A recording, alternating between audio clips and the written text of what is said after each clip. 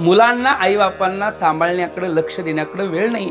त्यामुळे आईबापांनी काय केलेलं आहे, आपणच विचार केला की एकटं राहण्यापेक्षा जरा आपल्या वयाची लोक असतात त्यामुळे तिथं जाऊन राहिलेलं बरं पडतं, नाही का.